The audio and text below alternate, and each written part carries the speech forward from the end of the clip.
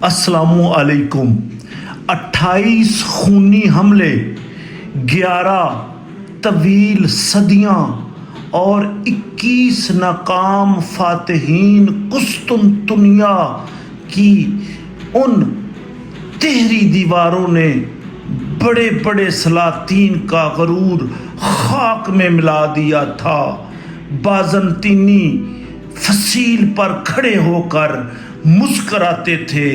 قسطنطنیہ کی وہ دیواریں جن کے بارے میں کہا جاتا تھا کہ اگر فرشتے بھی آسمان سے اتر آئیں تو انہیں نہیں توڑ سکتے، 1000 سال سے کھڑی ان فصیلوں کے سائے تلے بازنطینی سلطنت خود کو محفوظ سمجھتی تھی، لیکن انہیں معلوم نہ تھا کہ تاریخ کا تارا بدلنے والا ہے۔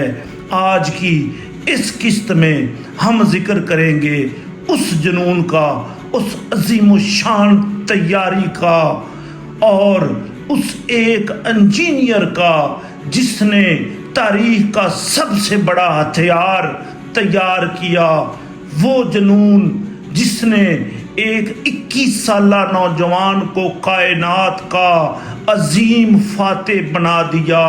سلطان محمد فاتح سے پہلے تاریخ کے بڑے بڑے سورما اس شہر کی دیواروں سے ٹکرا کر واپس لوٹ چکے تھے۔ حضرت امیر معاویہ رضی اللہ تعالی عنہ کے دور سے لے کر بنو امیہ اور بنو عباس کے خلفاء تک کئی بار اسلامی لشکر ان دیواروں کے نیچے پہنچے۔ خود عثمانی خاندان میں سلطان بایزید یلدرم اور سلطان مراد ثانی نے اس شہر کا محاصرہ کیا، لیکن قسطنطنیہ کی 3 تہوں والی دیواریں اور سمندر میں بھی بچھی لوہے کی زنجیریں ہر بار مسلمانوں کی راہ میں حائل ہو گئیں۔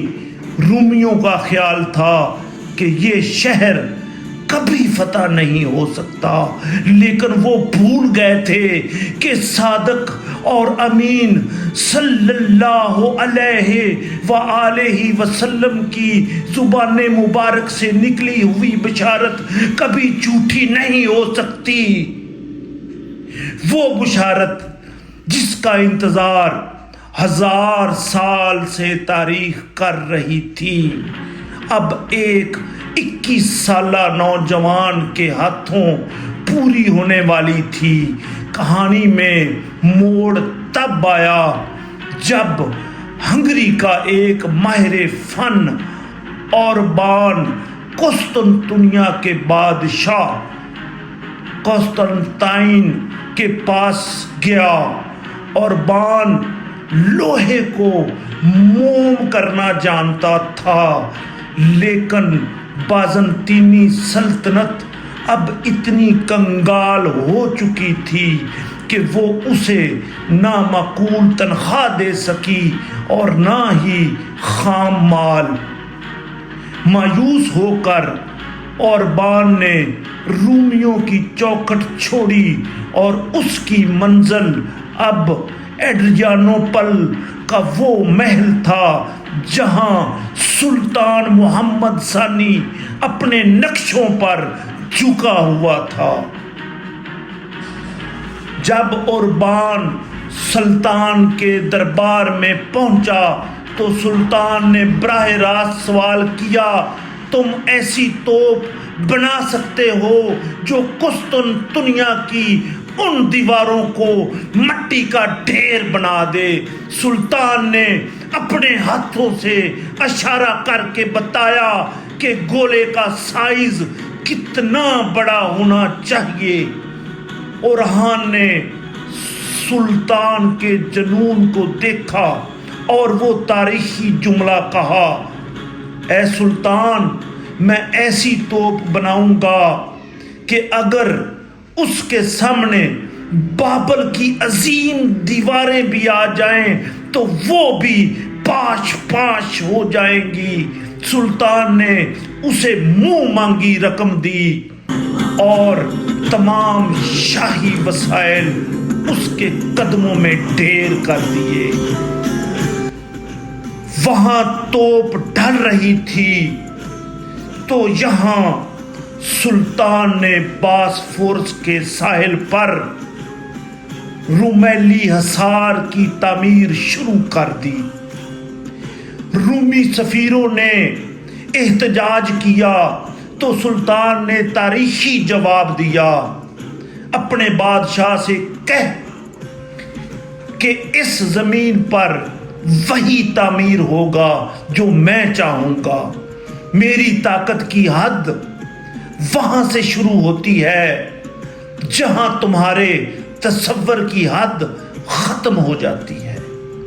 صرف 4 ماہ میں یہ قلعہ مکمل ہوا اور کمال یہ تھا کہ اس کا نقشہ اوپر سے دیکھنے پر اسم مبارک محمد مصطفیٰ صلی اللہ علیہ وآلہ وسلم کی شکل میں نظر آتا تھا۔ یہ قلعہ اب رومیوں کی شاہ راگ پر سلطان کا پہلا وار تھا۔ قلعے کی تعمیر کے دوران وینس کا ایک جہاز جس کا کپتان انطونیو ریزو تھا، سلطان کے حکم کو چیلنج کرتے ہوئے گزرنے لگا۔ قلعے کے برج سے اوربان کی بنائی ہوئی توپ کا گولہ نکلا اور جہاز وہیں غرق ہو گیا۔ اس واقعے نے پوری دنیا کو ہلا کر رکھ دیا کہ اب باسفورس کا راستہ رومیوں کے لیے بند ہو چکا ہے۔ جنوری 1453 میں وہ شاہی توپ تیار ہو گئی، 27 فٹ لمبی۔ اس توپ کی گونج جب پہلی بار سنی گئی تو مائیں اپنے بچوں کو سینے سے لگا کر سہم گئی۔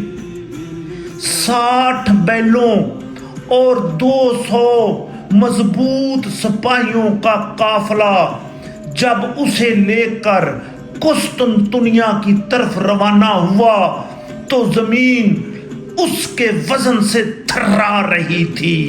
یہ محض ایک ہتھیار نہیں تھا، یہ رومی سلطنت کی موت کا پیغام تھا اور بشارت نبوی صلی اللہ علیہ وآلہ وسلم کی تکمیل کا آلہ تھا۔